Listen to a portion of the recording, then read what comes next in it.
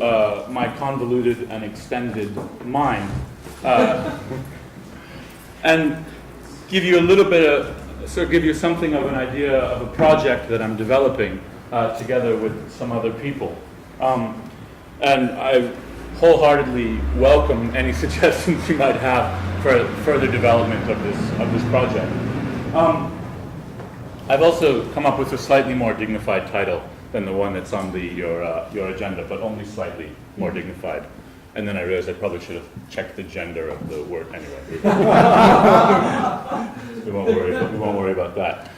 So what I'm going to present to you today, or what I'm going to talk to you about today, is part of what falls under the umbrella of the Post-Europe project. And the Post-Europe project is something that I'm putting together with the help of Francesco Tava, who many of you probably know. He's the Italian guy with the beard. He looks like he's a younger, more handsome version of me that you might have seen around, hanging out with me. I make him carry my books around as punishment for his youth and good looks. And also Nicholas de Warren from the University of Leuven. I will try to, let me see if I can get this to work properly. We have a wonderful website here, the Post-Europe project. And you can see the various aspects. There's a nice little description of what it is we're trying to do. On the 9th and 10th of May, we are holding a conference here in Bristol at the Watershed. And the title of the conference is Europe, the Very Idea, exploring Europe as a philosophical concept and project. And so we've got scholars coming from all over Europe to talk about this, to talk about what Europe means as an idea, as a concept. Is it a philosophical concept? What relation does it bear to the European philosophical tradition, if any relation? So I encourage you all to come to that event. It's free. The information you do have to register, again, so I know how much coffee and biscuits to order, but the information about registration is on our website here, so you can see the website, the URL is there. I'll also put it again and again and again on the UWE Philosophy Facebook page and on various other places. So, and you can always just come and ask me also if you have questions about that. So now, let's see if I can get back to a large part of what this Post-Europe project is about, and where the term Post-Europe in fact comes from, is from the Czech philosopher Jan Patočka. And part of what we're trying to do with this project is to figure out what conceptual resources there are in Patočka's thinking that can be applied to an examination, an interrogation, and maybe even some sort of normative philosophical and political discourse surrounding the current European situation. And hence my title, a little play on the words crisis and crisis. So what we're interested in a certain sense is the European crisis. Of course, this idea of the European crisis has quite a long heritage within the phenomenological tradition. Starting with Edmund Husserl, whose famous book, Crisis of the European Sciences, and also it gets developed by Patočka himself.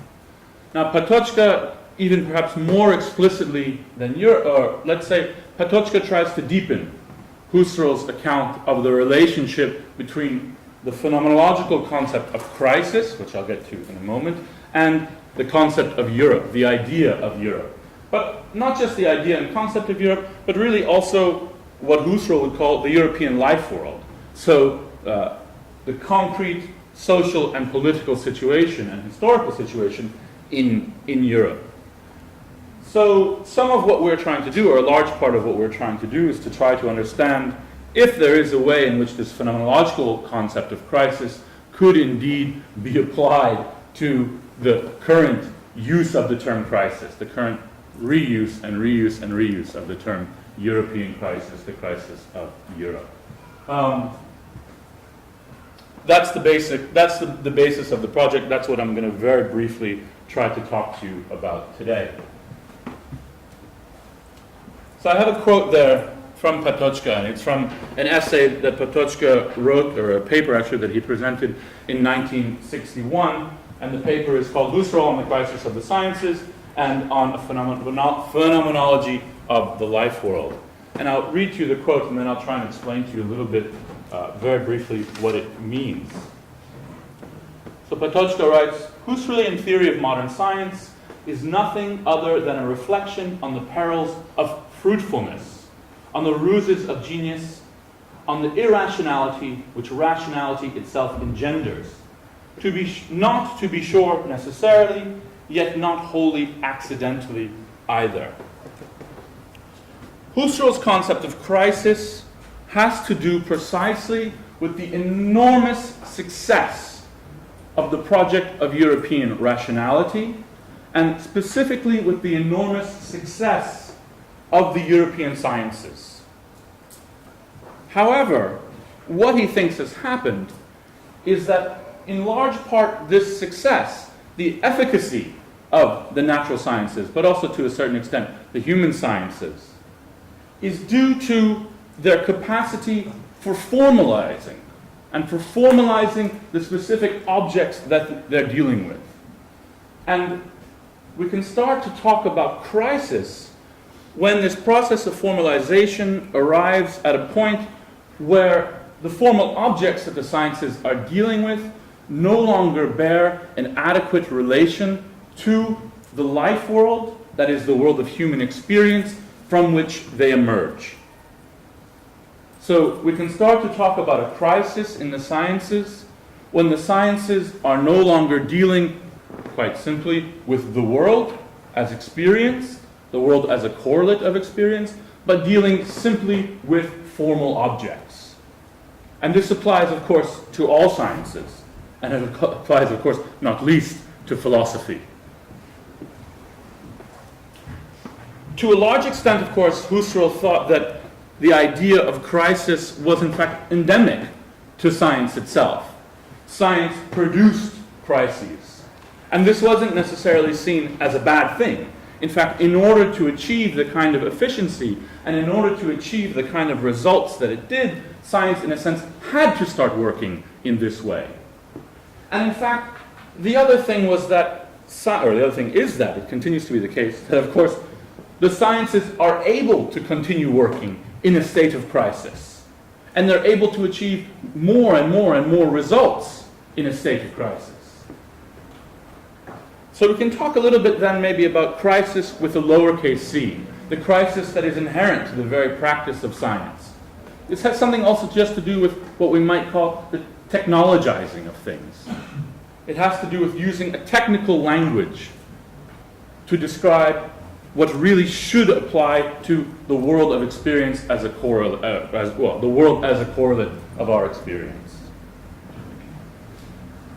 When we arrive at the big crisis, so the crisis that Husserl is concerned with, the real crisis of the European sciences, is when the activity of science, so the activity that is carried out by actual practicing sciences, can no longer be, and is no longer, traced back to its origins in the world of experience.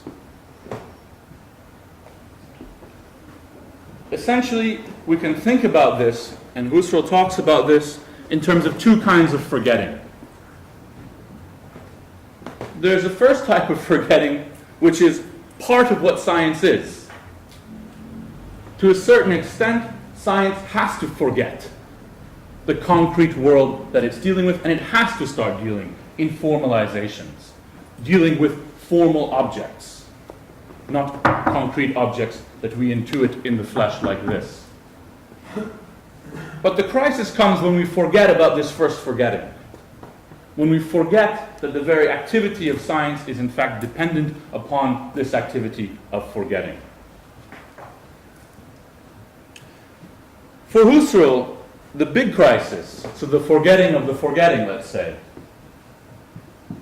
has a result of an increased, well, he talks about it in terms of increased irrationalism, increased mysticism.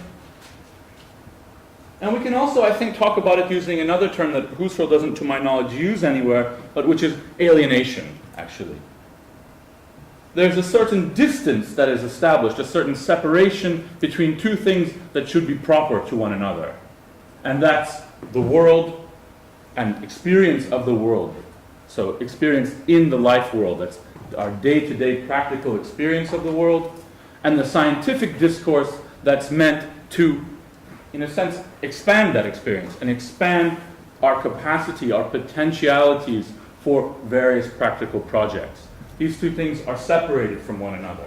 These two things which should belong to one another. Husserl is writing this text in 1935. Yeah? He's writing it under National Socialism. He's writing it very, very carefully under National Socialism.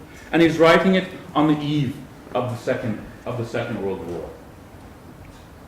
He has a predictable caution to what he says, and also Husserl wasn't someone who was really prone to hyperbole or great excitement. For anyone who's read the Ideas text, you know that very well.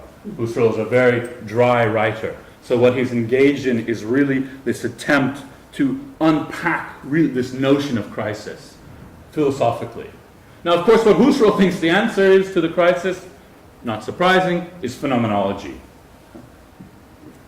Husserl thinks the answer to this crisis lies in the type of philosophy that he's developing, which entails a sort of tracing back, or at least in part entails a sort of tracing back from these formal objects, tracing back of their development, so that we can understand how the development of these formal objects comes about in intersubjective communities of scientists, but also as the result of the activity of subjects, of constituting subjects.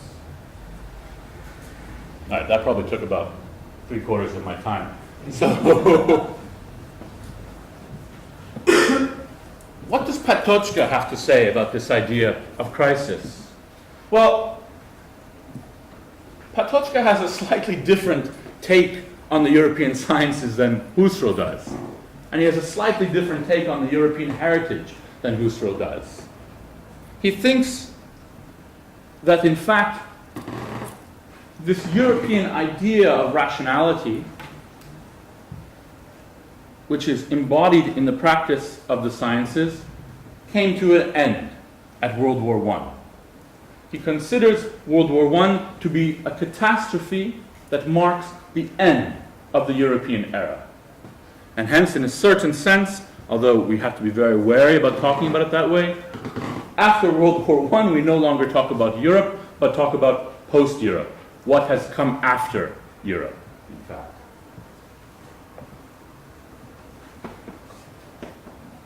Writing after the catastrophe of the First World War, which was in fact the culmination of the immense capacities of the natural sciences to withdraw energy from the earth and from people, the culmination of that effort in just what was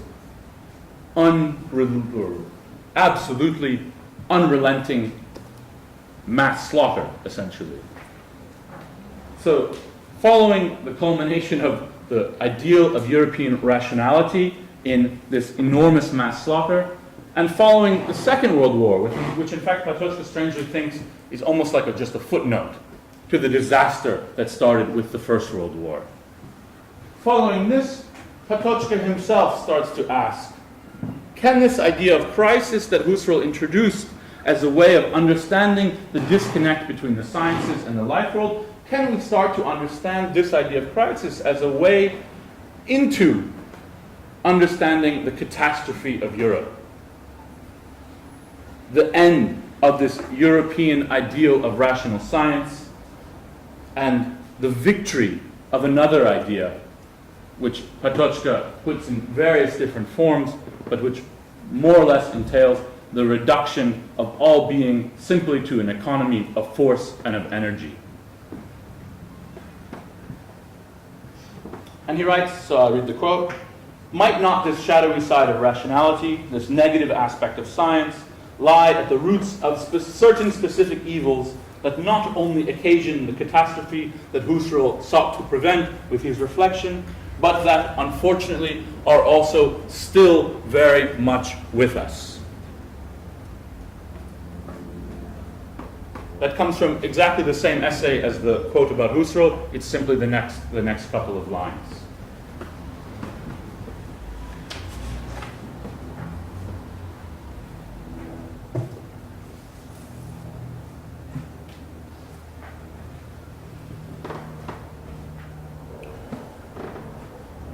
We'll jump ahead now a little bit to my project and the project that I'm trying to carry out with Francesco and with Nicholas. And we're really trying to think about how can Husserl's analysis, as taken up by Patočka, be of use in understanding the current European crisis.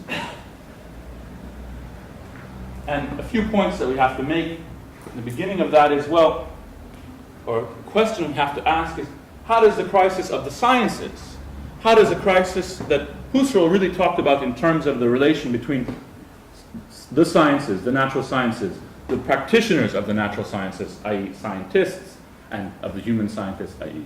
social scientists and also philosophers, how does that extend to become a crisis of European humanity writ large? So that's the first question we try to answer, or we try to address. I don't think I have any time to say anything about it. And the second point that's very important to make is that for both Husserl but also for Patočka, but for Patočka in a slightly more critical manner, the rational idea of science is at the heart of the idea of Europe. And so, in a sense, there is no Europe without the proper realization of this rational ideal of science. And of course, for Husserl, and to a large extent for Patočka, there is no rational ideal of science without phenomenology, without an attempt to trace back the processes of meaning constitution that allow us to work with the kind of formal objects that the sciences work with. We want to take, or our first approach to this problem is much more concretely political, actually. So we want to look at how this idea of crisis that I've tried to sketch out for you might apply to very, very concrete political domains. I'll just briefly mention those. The first is this never-ending trope of a democratic deficit at the level of European politics. What might this have to do with the crisis, or with this idea of the crisis?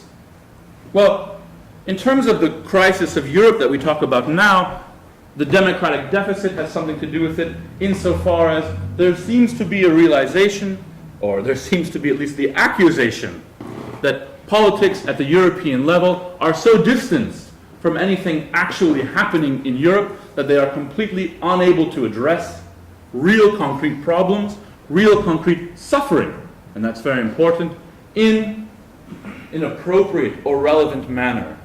And what we have instead is simply the formalization of an entire European life world. An entire geographical space, an entire cultural space, a social space that can be spoken about purely in terms of formalizations. And largely, of course, in terms of, or largely rendered in terms of an economy of forces or an economy of energy in the way that Patočka thought about it, rendered or translated into units of currency. The budget came out today, I suppose. I saw our beloved Chancellor on the television talking about the budget. And of course, all the headlines leading up to the budget spoke about one thing. The UK is growing faster, the UK is not growing faster, the UK is growing almost as fast as the US, much faster than Germany, again faster than France. In a sense, this is precisely what Husserl or Patočka has in mind when they talk about a crisis. It's an inability to talk about the world in a way that does not remain trapped in formalization. And of course, for Patočka, it's an inability to talk about the world, and it's an inability to talk about subjects in the world, and particularly an inability to talk about good, evil, and suffering in the world that is not reduced to economic productivity. Patočka says precisely that in this lovely book, L'Europe après l'Europe, Europe after Europe. In a certain sense, the crisis of Europe, which is often talked about in terms of the crisis of the euro, of a currency, is an example of this. The whole project of the euro as a currency could perhaps be seen as an example of the crisis in Husserl's sense. We have an attempt to found a currency at a purely formal level, a level of institutions that actually have very little contact, a level of institutions that are in democratic deficit with the life worlds of the actual people who would use the currency. Another way of putting this would be to say, to try to have a currency without some kind of national solidarity that stands behind the currency is precisely to be in crisis, in these two senses of the word. I use the term Volk there with a lowercase, of course, so as not to hint at any sort of ethno or not to hint at any sort of ethno-national translation of that idea, but just to keep the idea of a people, actually. Is it possible to have a currency without a people? We see that played out to a certain extent in the way that we now discuss the euro crisis, in the way that we now discuss the spending of one nation or another nation, or with the way that we discuss the suffering of people in one nation or another nation. There is a distinct lack of any sort of solidarity that you would normally try to locate in the idea of a Volk, of a people. Okay, the last element that I'll talk about is simply the use of the term crisis. The use of the term crisis as a formalization, as a shorthand, in fact. So the continual repetition of this term crisis as a shorthand for everything happening on a continent. And particularly, of course, this is important for Patočka, who places great emphasis on the idea of suffering. Particularly, we use this term crisis now as simple formalization of the suffering of people, actually. Real, concrete suffering. And if there ever was an idea, or if there ever was a concrete rendering of the idea of crisis, it would perhaps be in this: our inability to talk about suffering anymore, our inability to discuss suffering at a political level, and simply the use of formalizations precisely like crisis. All right, I'll stop there. Thank you for listening.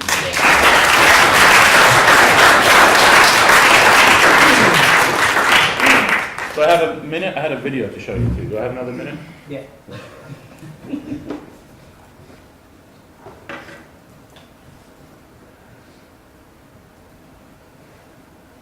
Étranger encore, la situation s'était calmée ces derniers mois. La frontière entre le Maroc et l'Espagne est à nouveau sous pression. Des centaines de candidats à l'immigration ont tenté de franchir tout à l'heure les clôtures de Ceuta et Melilla. Les gardes civils espagnols ont été débordés de rodéoliens. L'assaut est spectaculaire.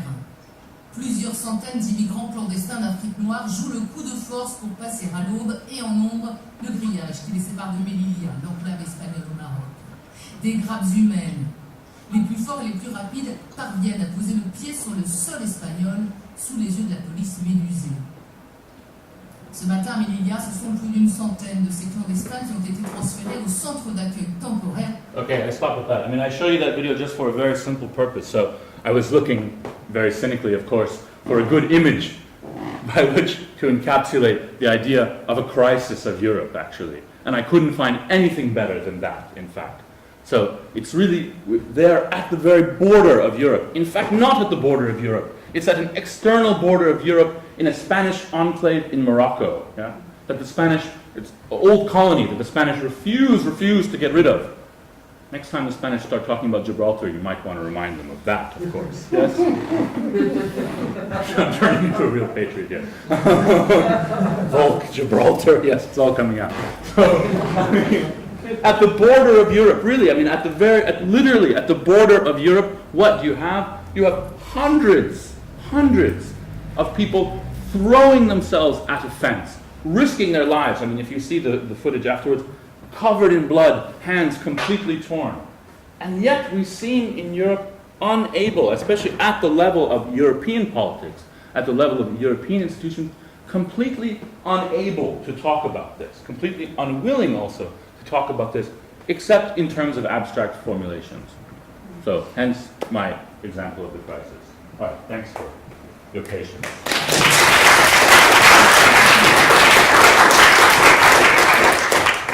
Does anyone have any questions? Matt? I'm Darian from the video. So you're talking about the real existence of a European light club. Is that something that you see as a genuine thing that exists? Is there a real Europe? And if so, what are the limits? Where the places like Greece and Eastern Europe, and can Europe be understood outside the framework of, say, these kind of the hub of, or a hub of imperialism, of something that's kind of got its like tentacles that reach incredibly far, and yet the kind of who's included and who's excluded from Europe in this new model? In my model, I don't have a model, unfortunately. I'm trying to build one. No, I mean that's absolutely the question in a certain sense, and in a certain sense, I would render your question slightly differently in terms of in the terms that I used or tried to use or allude to today. And that's, on the one hand, we have this concept of Europe as essentially as rationality, right, of European science. That's a universal concept for people like Husserl, and also to an extent for people like Patočka. Of course, Patočka is much more aware of precisely how the concept of or how rationality itself has been used instrumentally as a tool of domination, and much more aware of how that not only happened, not only how Europe did that, but to other countries, but how Europe did that to itself as well, how the individual European nation states did that to itself. So I don't have an answer to your question. That's precisely the problem. It's how it is that this idea of Europe, if indeed we do want to save something of this idea, how it can be rendered institutionally. Because the boundaries that you talk about, whether they are Greece, whether it's a sort of a colonial outpost in Morocco, these are institutional boundaries, of course, right? And these boundaries are in fact maintained by the institutions of Europe, the nation states, and at a slightly different level, the the transnational institutions of the European Union. Certainly, the question of who's in and who's out of Europe is institutionally maintained in that way, right? So, precisely the question that we maybe somewhat naively even want to try to ask is, can there be some sort of negotiation between this idea of Europe, this ideal of Europe, and an institutional Europe? And what would that negotiation start to look like, actually? So, what would you say has been the potentially salvageable, or like the things that you would like, the progressive parts of the European idea? Well, I mean, in a way, it's quite simple. It's rationality, right? It's the use of rationality as a means for the betterment, or as a means for creating the capacities of individual humans for flourishing. That's, I think, what remains at the core of the European idea for Husserl and also for Patočka, actually. It's not just, of course, that's a very, very sort of banal and general rendering of it. So it's important to retain something of the phenomenological aspect of it as well. And the phenomenological aspect of it is then this constant attention to and constant interrogation of the forms of sense, actually, that precisely structure this political space. And that's very important, of course, because institutions, like the ones we were just talking about, are in fact formal objects, in a sense. But they are also forms of life. They also structure lives. And what Husserl and Patočka, perhaps in a slightly different way and more political way, really tried to put emphasis on was precisely that attention to and that interrogation of the processes of manifestation of these formal objects, of these institutions, how it is that they come to be, actually, and how it is that we can maintain a space for their interrogation. And that's, for both of them, that's what's at the heart of the European project. Yeah? And the question is whether that's something that we should remain at the heart of the European, of an institutional European project. Go, Kyle. Yeah. No, sorry, I meant in that order. Yeah, I haven't read the crisis or much was reading of it, but it strikes me very similar to more localized, maybe a microcosm of Adorno and Horkheimer's dialectic enlightenment, the process you're kind of describing. And I thought, on 2 points, the rationality and the solidarity concept sounds like with Husserl, the reduction of life world or subjectivity to just a mere unit in economy, or an economy of an arrangement, sounds like it's precisely what Adorno and Horkheimer is saying. It's just what the nature of reason is to, from the Renaissance onwards, is to slowly reduce the subject through Kant as a logical form to, in the end, just being part of something managed. And then the life world is something that goes as well, and subjectivity and all experience, something which is not irreducible to a unit or a number, so it can be, is excluded by science itself. So the one question is rationality itself? I'm wondering what kind of concept that is, and how phenomenology to me seems like something reason in the end could probably do away with, and it's something which will be excluded by this kind of managerial reason which seems to be indicative of this process. And second one, solidarity, which I think surely, as you say, is an important concept for Europe, and how is that kind of figure in this? That again, with this their point in that book, which seems to be present here, is that solidarity, well, like dominating reason creates self-preserving, selfish subjects, individual units which are just looking out for themselves and cannot have this solidarity. That might be somehow relevant to this kind of scientific, yeah. So if I understand, your point is that dialectic of enlightenment is entirely derivative of Husserl's crisis? Yes, although they spread the process out from that was a joke. I think certainly there is a certain line of continuation, although they're in different ways, from Husserl's crisis text to Adorno and Horkheimer's dialectic of enlightenment. And in Patočka, again, Adorno and Horkheimer are taken up, and discussed. I think that what you say is not so distant from what Husserl himself says about the tendency of rationality towards crisis, in a sense. So, and the tendency of particularly instrumental rationality towards crisis.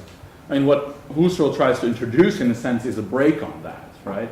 His reflection is, in a sense, supposed to reverse that process in a way. Whether that's successful, probably not. Whether that's possible is another question. I mean, and with regards to solidarity, I think sure. It wasn't really a question. Was there a question? Saying, like, as in, for Adorno, I'm not sure for himself. Kind of question is, does he think that reason? It's basically about reason. It's considered reason. I don't understand why he's using reason. I'm asking you as phenomenology as reason, when actually it seems like reason in this dominating reason seems to be the problem, rather than why claim reason for phenomenology? Why not oppose it? Husserl's project, in that sense, is primarily its last remnants of a modern project. In that sense, it's an attempt to save reason from itself. In that sense, Patočka's, in a way, explanation of that is much more concrete in a certain sense. The enormous, he speaks precisely of the enormous capacity, instrumental capacity of reason, actually, and the capacity of instrumental rationality to better our lives. Again, it's a question of finding, I think, a way of continuously interrogating and continuously, in a sense, putting a brake on it may be too coarse a way of putting it, but it's a way of interrogating precisely the processes of reason in the forming of formal objects and of forms of life. So I think, that's where phenomenology sees itself. basically. As in fact, I mean, of course, interesting to say then, of course, in Husserl saw phenomenology as providing a grounding for the sciences, right? And that precisely for that reason. But they were in need of a ground, and that ground could be provided by phenomenology, which was able to retain that link to the life world. I mean, it's a bit more complicated than that, but yeah. I was just going to say, I thought it was really interesting how Husserl identified that the crisis that existed in the European sciences, the solution he found was in a new philosophical project by phenomenology. Again, the crisis that you're saying about Europe, or just Europe in general, and that the solution, which I think is really interesting, the idea of looking at phenomenology in the life world. But I just wonder if that was more a symptom of itself, that the actual crisis that exists is the inability to produce a new philosophical project. If that, in terms of the humanities or philosophy in Europe in general, that there is this inability to produce new ideas, and something along the lines of Mark Fisher and this capitalist realism book, where this seems a problem. We can think the end of the world before we can actually think the end of capitalism. And yeah, I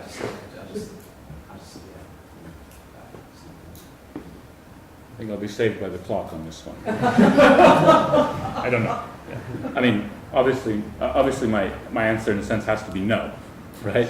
Because otherwise, then this is futile. So, so that would be the initial response, I guess. But no, I mean, the project is to see whether phenomenology still has resources to offer in this regard, actually. And I try to make the case that yes, probably it does still have some resources to offer. If the counter to that is going to be, well, no, it doesn't, and there is no existing philosophical or theoretical project that can get us out of this malaise, well, then we're just at an impasse, I guess, right? Then it's the responsibility of the one who says that to precisely come up with the project that will get us out, I guess. So, I mean, I don't say that as a hostile commentary. I have to defend my project also. So. But that could be, first of all, identifying it, with first stage. Sure. Yeah. No, absolutely. All right. Thank you, guys.